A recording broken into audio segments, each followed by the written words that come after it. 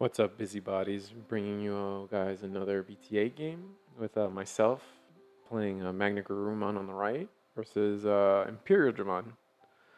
Um, I ended up being really surprised when I went to the tournament this time that MagnaGarurumon outperformed my expectations.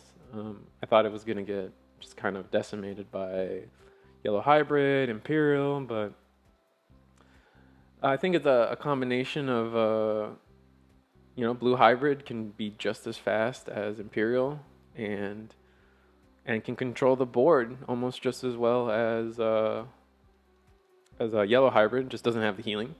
So, and on top of that, I feel like people are kind of forgot. Shows his hand.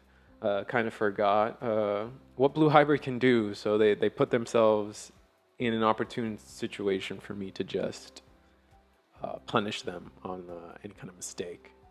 So easy start. Blue player or Imperial finds his XVmon, which is huge, and I'm stuck on what looks to be champions. So I Digivolve Rookie and hard play a Searcher. Swing plays. Ooh, I don't know if I agree with this play. He leaves his XVmon vulnerable to the Lobomon that I just drew, or not just drew, but searched, and he knows I have it. And that just plays into my game plan, because I think one of Imperial's weaknesses is if you can keep them off their blue source, and they have a really hard time DNA digivolving. Because the crux of their strategy is to, come out of raising with a blue source, swing, ideally it's jamming, so it's going to live, and then hard play Stingmon and Jogris on the same turn. And keeping off their blue source just slows them down so much. My opponent, I guess, is bricked on rookies, as we know, because he, I guess, never drew into more because he showed us he had nothing but champions. So I make a quick play, and Digivolve Kendo. I love this Kendo. Giving my Beowulf jamming and then guaranteeing that it lives this turn is so good. And then Koji gives me a memory, making my guy unblockable. I love it. And recycles my Kendo, which is... Source recycling is an underrated mechanic because I think it's great. And then I protect my Sideways Lobomon with a BT4 Lobomon. I feel like this card just gets better and better every format. Not being able... A body that you just can't swing into and has jamming is just... It's surprisingly annoying for so many decks. Like, my opponent Digivolves XVmon safely in the back. Finally finds the rookie. And then, sadly, he missed the rookie last turn, so this could have been potentially a promote into Imperialdramon play, but he did miss the rookie a turn, and that just sets so many decks behind nowadays. You lose so much aggression not being able to raise a baby or Digivolve on tempo, and it just hurts. So now he's stuck trying to figure out how to pass turn, and he doesn't have anything comfortable to play, so he just passes turn. We don't really know what his hand's like, right? So it's hard to get like really in depth or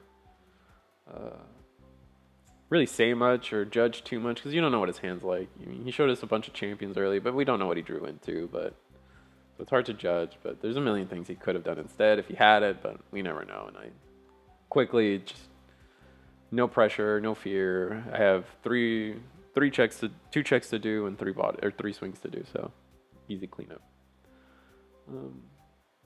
Let me know how you guys like these videos and how you like me explaining them because I'm not really a fan of explaining every card and every effect to everybody. I feel like you could very easily go on any website and learn what the cards do.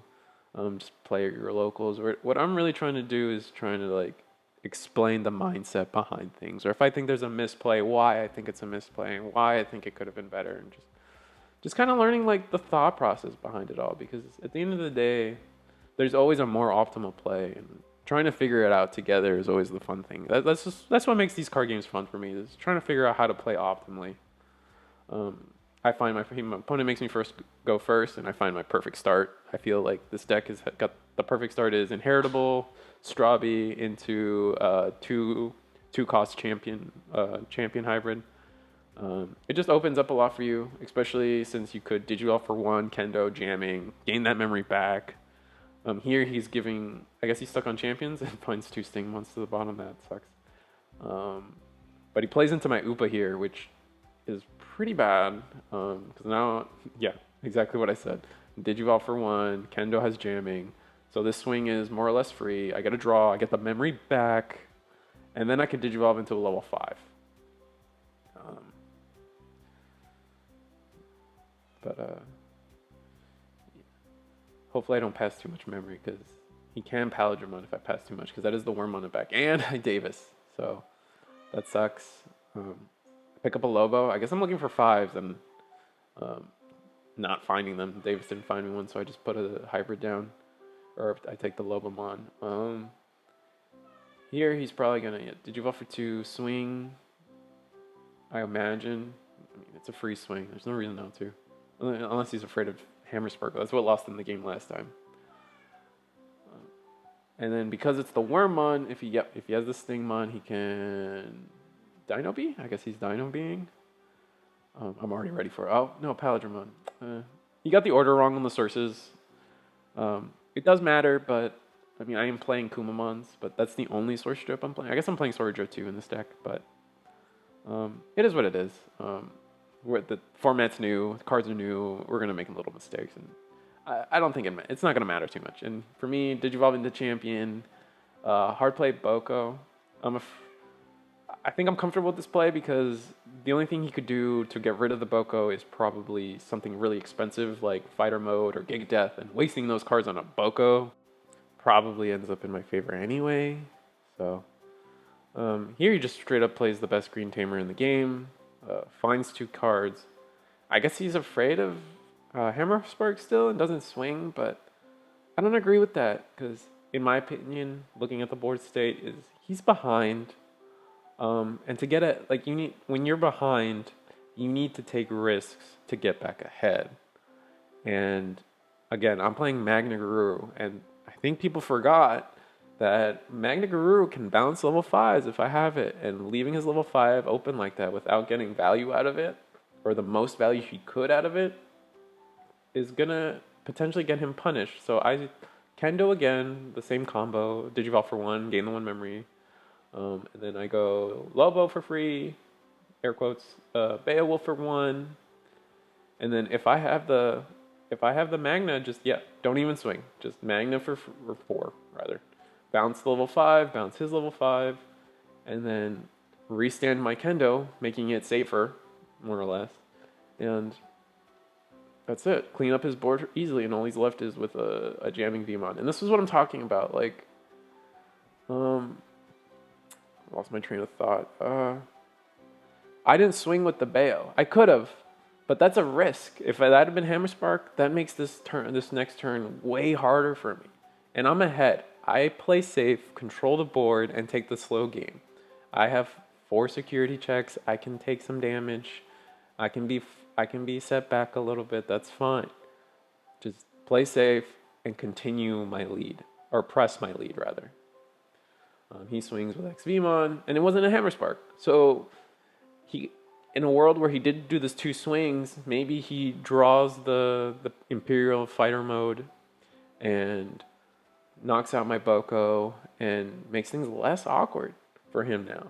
Because now he would have, this turn, he would have still had a Fighter Mode because there's no way for me to cleanly deal with a level 6. And then he would have swung with Vmon and probably been in a better position. He could have maybe potentially won this turn. But all that's hindsight. And again, can't harp on my opponent too much. You never know what his hand's like.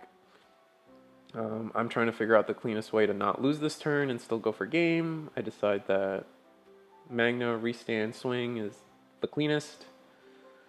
Swing twice with Magna and 1 check left. Beowulf and Boko for game. Really clean game. Nothing. My opponent's security was kind of weak, which helped me out a lot, to be fair. I don't think my security was too hot either, so, I mean, I guess we never got to see it, but thanks for watching. Let me know what you guys think on how I should be doing these videos. Again, not a fan of explaining cards. I'm more of a fan of explaining plays and trying to correct plays if I can. Because I think that's how we become better players. Reading XVmon over and over again to people doesn't help.